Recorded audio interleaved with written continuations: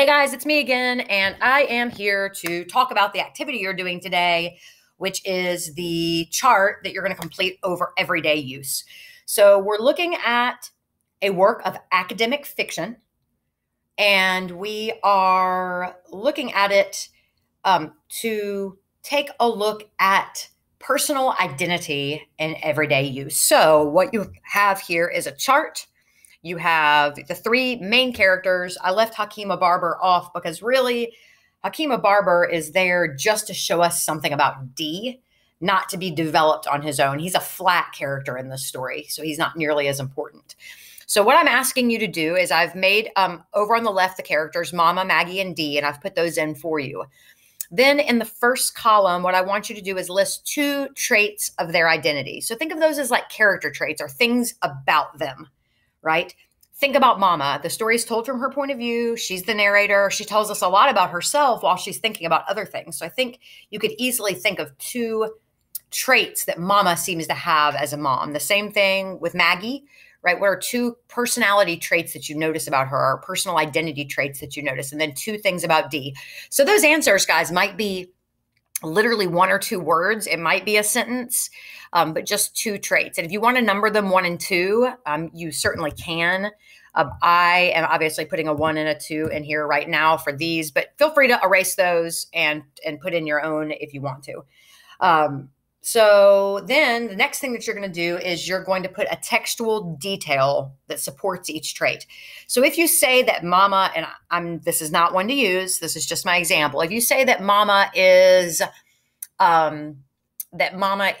brave, okay, and maybe you think she is, then you need to tell me what in the story happened that showed you she's brave. You don't have to find the actual quote from the story, but you do need to describe what in the story showed that she was brave, right? What textual detail supports it? What detail from the text shows that trait of her personal identity? Then you think of the second one, and let's say that you think that she is hilarious, right? That she's humorous. So you want humor to be one of them. Then you type humorous here or hilarious, and then you would tell me what in the story made you think that she was hilarious. Like what part of her identity, what part of who she is made her hilarious.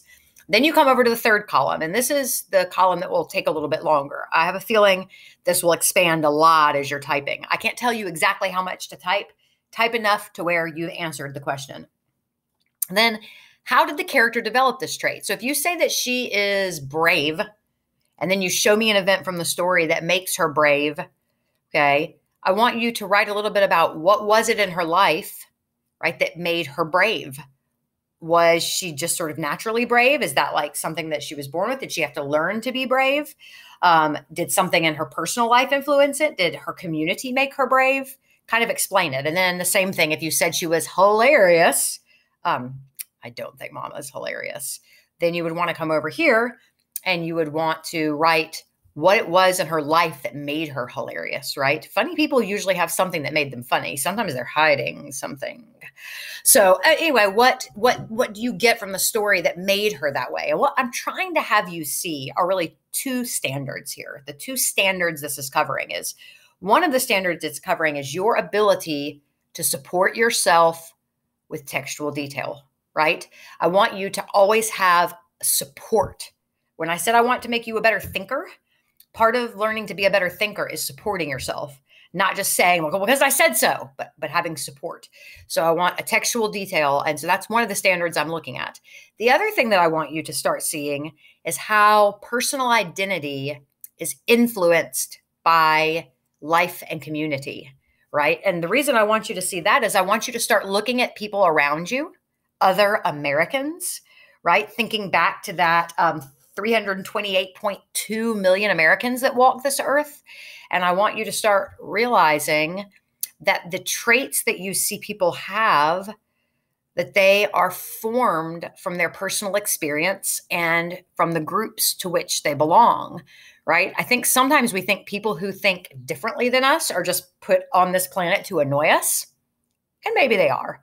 But probably they think differently than us because they have had different life experiences than us, and different community influences than us. And so I think that helps us understand people who aren't like ourselves. So that's kind of what we're looking at here.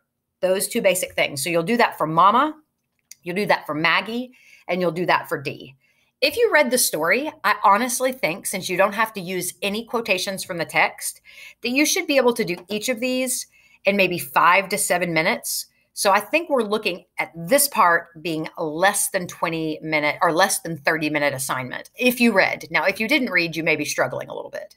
All right, once you've filled out this chart, you come to the part that's easier, okay?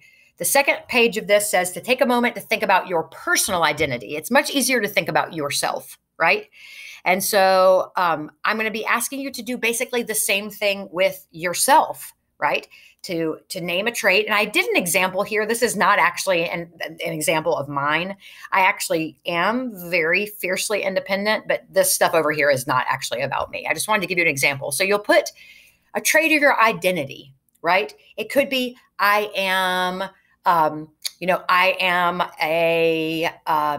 religious, right? It could be, I am a football fan. It could be, I love NASCAR. It could be, I am a fisherman. It could be, I am a ballerina. What are some traits that you consider to be traits about you? It could be, I'm hilarious. It could be, I'm scared of the future. It could be, so anything like that. So 3 traits.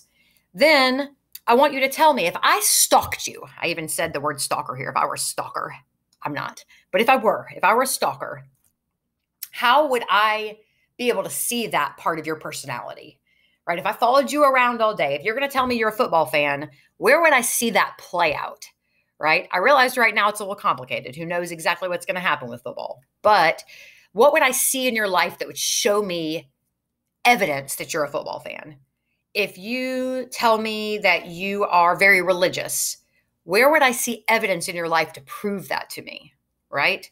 If you tell me that you are very fearful, where would that evidence in your life be? Like I personally, whenever I go out at night to put things in the recycle bin, I walk to the recycle bin, but I always run as fast as I can back to my house because my recycle bin is in the dark and I make it out there fine, but I always get scared on the way back. So like running away from the recycle bin might be one of my the evidence from my life. And then what I want you to think about is, where did that trait come from? Was it an event or experience in your life, or has it developed from an influence to a community which you belong? So maybe if you said that, you're a football fan, maybe your evidence would be ever since you can remember, you've watched football with your dad, your family's a football family, you tailgate at the UGA, or maybe your family's from somewhere else and like you're huge Clemson fans or, some other team, but it's always been part of your community identity, right? And like wearing that Georgia shirt or wearing that Clemson shirt or wearing that whatever shirt, that is part of your family identity. Maybe everyone in your family went to Auburn, right? And so you all wear Auburn shirts, or maybe, whatever the thing is, it's your family identity, but some things are just individual things. You just decided one day that you love football and maybe no one in your family loves football. That happens too. And so it could just be sort of independent. Or maybe you played a game of touch football in the yard once you were little and you were just hooked after that. So what you're thinking about is, where did that come from? If you're religious, you weren't born believing those things. You learned them somewhere. Where? Was it your family? Maybe you didn't grow up in a religious family, but you had a best friend in elementary school who was religious, and she used to bring you to your church. And so it was the church community, not your family community, that made you religious, right? So I want you to really think about 3 traits you have, where I would see it in life, and what led you to be that way. I think it's really important as we look at trying to be engaged American citizens for us to realize why we are the way we are. And that helps us realize why other people are the way they are. And if we understand why they are the way they are and why we are the way we are, we might find some common grounds to talk to people who are even really different from us. So I think it's a really important thing for understanding the world, out there. So this is the assignment. If for some reason you still have questions about this assignment, and in my mind, this is, an assignment that if you're taking over an hour on this, you're taking way too long. I mean, to me, this personal part should be really, really short. So I think, probably you're looking at a 30 to 45 minute assignment tops if you read. If you didn't read yesterday, you may have to go back and read or skim or listen to the audio in order to do that. But if you read, it should only be a 30 or 45-minute activity. So please, guys, if you're taking over an hour, you might be taking too long, right? I just need to see evidence of your thinking. After you type everything up, spell check it. Okay, look at all of it carefully, make any changes you need to make, read back through it, and then you'll submit it in Google Classroom using the link on the weekly agenda doc. Hopefully this makes sense. If not, email me, send me a remind, do whatever it is that you need to do, get in touch with me and let me help you. I'd be more than happy to have a Google Meets and talk you through some of this if you need it. So thanks, guys, and good luck on the assignment.